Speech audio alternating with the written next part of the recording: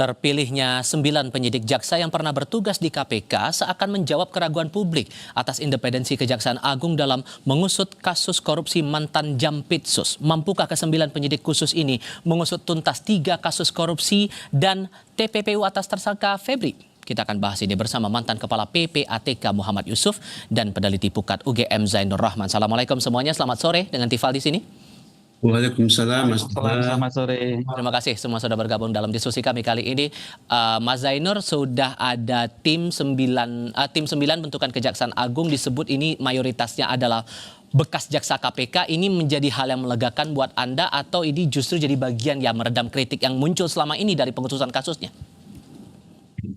Ya, saya lihat itu upaya untuk meyakinkan publik ya. Tapi mohon maaf kalau saya pribadi tetap belum yakin. Bagian mana tuh? Dulu memang mereka bertugas di KPK, sekarang mereka bertugas di mana? Mereka tetap merupakan bagian dari institusi kejaksaan. Mereka bekerja dan bertanggung jawab kepada kejaksaan. Potensi konflik kepentingannya masih tetap sangat besar. Jadi yang kita persoalkan dari awal tidak sekadar apakah tim penyidikan yang akan dibentuk itu mampu untuk membuktikan sangkaan yang kemarin sudah disematkan oleh kepolisian terhadap FA, tetapi juga bagaimana keharusan untuk membongkar jejaring FA di dalam tubuh kejaksaan itu sendiri. Korupsi sebagai organized crime, kejahatan yang terorganisir, jarang dilakukan sendiri. Sehingga kalau pengungkapnya, penyidiknya tetap berasal dari internal kejaksaan itu sendiri, maka konflik kepentingan susah untuk dihilangkan, setidak-tidaknya dari sisi persepsi publik. Yang kedua, Mas Tifal, menurut saya juga ini perkara dari awal sudah sangat problematik. Sekarang ada sprindik baru dari kejaksaan. Pertanyaan kami, terus kemudian sprindik yang dikeluarkan oleh kepolisian itu nasibnya bagaimana? Kalau seperti FA ini sudah ditetapkan sebagai tersangka oleh polisi, sekarang katanya ditetapkan tersangka juga oleh kejaksaan, apakah seseorang itu artinya disematkan 2 status tersangka? Tentu itu tidak mungkin, ya. Atau misalnya sekarang ada sprindik untuk perkara yang sama oleh kejaksaan. Sebelumnya ada sprindik yang sama oleh kepolisian. Apakah sprindik di kepolisian itu tetap hidup atau sudah dihentikan? Sehingga lazim nggak praktik itu? Sorry saya potong, karena begini Mas, kalau kita lihat alurnya, saat itu ditangani oleh polisi, si FA-nya belum diperiksa tapi kemudian sudah berstatus tersangka, lalu kemudian kasus dilimpahkan atau diserahkan, diambil alih ke Kejaksaan Agung dan sekarang diterbitkan sprindik baru. Lazim nggak praktik seperti itu? Sama sekali tidak lazim ya. Mau dicarikan dasarnya di undang-undang apa, pasal berapa, tidak bakalan ketemu. Karena itu memang aneh, menyerahkan perkara di tengah jalan di proses penyidikan. Kalau sudah P21 dituntut oleh kejaksaan, ya itu yang betul sesuai dengan KUHP. Penghentian penyidikan misalnya, kalau misalnya di Polri harus dihentikan penyidikannya, penghentian penyidikan diatur dalam KUHP yang baru, pasal 24 ayat 2, di sana ada kriterianya, misalnya tidak cukup alat bukti atau bukan peristiwa pidana atau demi hukum atau meninggal dunia, daluarsa dan lain-lain. Nah sekarang kan kita cari alasan untuk menghentikan penyidikan di kepolisian itu apa? Demikian juga kalau sampai ada 2 penetapan tersangka, 1 di kepolisian masih aktif, 1 di kejaksaan baru, kan ini double jeopardy. Jadi ini menurut saya kekisruhan yang sangat tidak perlu karena adanya pengalihan perkara di tengah jalan. Kecuali kalau perkara ini diambil alih oleh KPK, itu baru boleh. Sedangkan kalau diambil alih oleh kejaksaan dalam tanda kutip, secara hukum menimbulkan persoalan hukum yang memberi celah untuk disoalkan oleh tersangka. Kalau kemudian melihat dari pasal yang dijerat Pak Yusuf, salah satunya ada tindak pidana pencucian uang. Kita paham juga bahwa dari barang bukti yang dikumpulkan ada 74 kg emas sama uang tunai beragam valuta asing. Nah, dengan jerat TPPU itu tadi Pak Yusuf, apa yang paling utama harus diselidiki oleh 9 penyidik khusus ini menurut Anda? Pertama, kalau kita dari emas itu kan ada kewajiban bagi pedagang emas melapor kepada PPATK manakala ada transaksi 500 juta ke atas by cash dengan tunai. Itu kita cek dulu dari mana emas datangnya. Kedua, uang dolar itu kan bukan produk Indonesia. Ada namanya CBCC, Mas. Jadi pembawaan uang lintas batas negara harus lapor pada Bea Cukai kalau jumlah 100 juta ke atas. Ini kan juga perlu ditarik ke Bea Cukai. Ada nggak laporan seperti itu? Kalau tidak, maka perlu ada introspeksi dari Bea Cukai. pada saat X-ray, lewat X-ray masa nggak kelihatan begitu banyak uangnya? Atau masih juga seperti itu? Ini juga PR bagi Bea Cukai, PR bagi PPATK. Nah, kemudian yang perlu disegerakan bahwa menggunakan jasa atau tangan PPATK mencari tahu aliran dana itu dari mana sumbernya, kemana siapa pernah terjadi transaksi menyangkut nama-nama yang disebut di dalam berkasnya Pak Polisi yang sudah dikirim pada kejaksaan. Kemudian lagi kita lihat lagi bahwa dari rekeningnya masing-masing pihak itu akan kelihatan, Mas Tifa, pernah transaksi kemana saja, siapa saja terlibat. Nah, ini sebenarnya tidak sulit bagi PPATK kalau mereka segera bergerak dengan cepat karena PPATK punya kewenangan pemeriksaan. Nah, yang terakhir adalah perlu dilakukan segera pembekuan terhadap rekening-rekening yang diduga terafiliasi dengan semua pihak-pihak yang dicurigai terlibat dalam perkara ini. Itu yang penting sekali supaya aset-aset tadi baik itu uang maupun tanah apapun juga tidak bisa beralih kepada pihak lain. Sehingga menurut Anda tidak akan berhenti pada 2 tersangka yang sudah diumumkan itu saja ya Pak? Ya, harusnya tidak berhenti di situ. Kalau kita lihat ini kan ada yang mengirim, ada yang menerima. Mereka cuma di tengah mungkin. Parkir sesaat, kemana distribusi kemana lagi, dari siapa. Pokoknya itu panjang itu. Kalau pengalaman saya pada saat ketua audit kasus Senturi itu sampai ribuan, Mas. Tinggal kita pilah-pilah yang mana kira-kira perlu untuk disegerakan. Tantangannya sebetulnya untuk membongkar jaringan ini seberapa sulit sebetulnya Pak Yusuf? Ya, pertama tantangannya willingness, ada nggak keinginan ke arah situ? Kalau semua sudah ada, lembaga sudah ada, SDM sudah ada, jaringan sudah ada, apalagi susahnya. Cuman kalau nggak ada willingness, ya susah, Mas. Oke. Ekspektasi Anda Mas Zainur dengan tim 9 yang sudah dibentuk Kejaksaan Agung ini, kasus bakal diusut bakal gimana? Ya, karena realitasnya sudah dibentuk tim penyidiknya ya, tentu sekarang publik akan scrutinize tim 9 ini bekerja. Nah, tentu tim 9 ini tantangan terbesarnya bukan secara teknis hukum.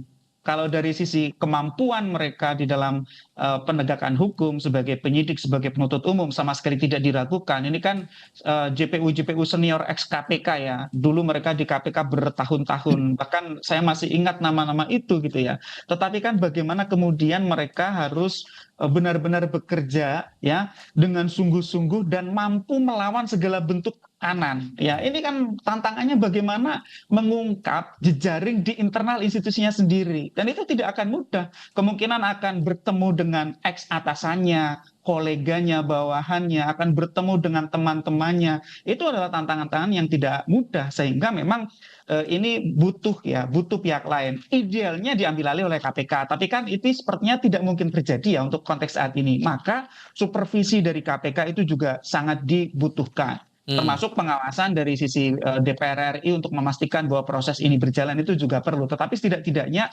publik akan scrutinize ya, akan awasi kerja dari tim penyidik ini apakah mereka benar-benar sungguh-sungguh. Jangan sampai kasus misalnya ya, ada kasus yang terhambat seperti di kepolisian. Ketika kasus Firly Bahuri sampai sekarang sudah sekian tahun tidak ada rimbanya gitu ya. Karena Firly Bahuri juga merupakan mantan personel kepolisian dengan pangkat bintang 3 ya. Dengan FA ini bintang 3 juga di kejaksaan. Publik sangat khawatir kalau jangan-jangan kasus FA ini akan bernasib serupa dengan kasus Firly Bahuri. Melihat 9 orang ini yang kami tampilkan juga daftar namanya, Anda punya catatan sendiri nggak profil-profilnya, rekam jejak mereka dalam pengusutan kasus bagaimana, Mas Zainur? Ya, tentu kami tidak meragukan dari sisi kapasitas mereka mengungkap perkara ya. Itu sekali lagi ya. Yang kami pertanyakan adalah mereka apakah mampu untuk independen, imparsial, mereka mampu melawan segala macam bentuk intervensi ketika intervensi itu dimungkinkan datang dari orang-orang yang berada di sekitarnya gitu ya. Baik. Jadi ini memang nanti masih akan diuji oleh sejarah, oleh zaman. Apakah mereka ini akan berani gitu ya untuk menjalankan tugas yang diberikan oleh Republik, oleh Ibu Pertiwi ini ya melalui undang-undang, ataukah mereka akan terpengaruh oleh SPD Korpsnya, Mas Tifal. Kalau Anda Pak Yusuf, ekspektasi Anda bagaimana kemudian tim 9 ini dengan segala profil yang sedikit banyak yang mungkin Anda melihat, rekam jejak mereka akan bisa mengusut kasus seorang yang pernah menjabat Jaksa Agung Muda Tindak Pidana Khusus yang akan mereka usut nanti? Ya, pertama kan saya juga mantan jaksa. Saya tahu dari 9 ini cuma satu yang pernah di Gedung Bundar, cuma Riono saja. Ah, Katerina tidak pernah di Gedung Bundar, Muhyiddin tidak pernah, Agus Lim tidak pernah. Jadi kita masih berharap banyak ya. Hanya masalahnya perlu untuk dikuatkan, saya kira komitmen Jaksa Agung. Supaya tidak malu kedua kali, perlu ada komitmen bahwa ini akan berjalan tegak lurus demi nusa bangsa kita yang kita cintai. Yang kedua, tidak boleh ada lagi ada backing-backing segala macam itu, karena malu kita, Pak. Negara hukum tapi ada kaidah hukum dilanggar. Jadi perlu ada komitmen penegasan dari pimpinan kejaksaan bahwa mereka tim 9 ini mereka dikasih kebebasan, kemudian gelar perkara yang terbuka untuk umum, bila perlu ikut Komjak, diundang Komisi 3, diundang KPK, diundang juga penyidik Polri. Supaya ada kesamaan pandangan sehingga transparansi sebagai syarat tidak ada curiga itu sangat dikedepankan. Kemudian yang kedua bahwa perlu juga diberikan semacam skala prioritas. Ini kan karena kasusnya mungkin tidak sedikit nih Pak Tifa, yang mungkin ya. akan banyak terlibat. Perlu ada skala prioritas siapa dulu yang diselesaikan supaya tidak bertele-tele, supaya nanti ada persepsi masyarakat, oh kalau gitu betul-betul disikapi dengan serius. Ini Menurut perlu Anda yang prioritas apa dulu? Ya, saya kira pertama si FA sama sang oknum pengacara, karena itulah biang-biangnya itu. Nah, dari mereka akan ketahuan nanti kalau ini dari memainkan perkara siapa saja, siapa yang mengurusnya, siapa lawan pengacaranya, siapa korbannya, ya, ketahuan semua nanti itu, Pak. Yang kedua bahwa karena aset ini perlu untuk segera diamankan, dikedepankan juga para pihak yang itu diduga bahwa dia punya hubungan dengan aset-aset yang disita oleh dari Mabes Polri kemarin. Itu penting sekali. Oke, Anda sepakat juga Mas Zainur soal ini masalah mengukur prioritas itu tadi? Ya tentu ya, prioritas pertama tentu yang sudah ditetapkan sebagai tersangka jangan sampai lepas gitu kan. Ini juga masih akan ada banyak tantangan untuk dapat membuktikan sangkaan ya. Untuk bisa P21 pun saya pikir ini masih panjang prosesnya. Bagaimana kemudian apa sangkaan yang sudah disematkan itu nantinya harus dilengkapi. Kalau dari sisi TPPU mungkin relatif lebih lebih kuat. Karena apa? Karena kan ada harta-harta. Kalau TPPU itu kan tidak wajib membuktikan predikat krimnya. Selama sudah diketahui predikat krimnya, maka pembuktiannya nanti pada pembuktian TPPU-nya dan sudah sangat terbantu dengan pasal 77 dan pasal 78 Undang-Undang TPPU. Nah, untuk tipikor itu tentu nanti apakah itu suap, apakah itu pemerasan, apakah itu gratifikasi, itu nanti akan ada tantangan tersendiri dari sisi pembuktian.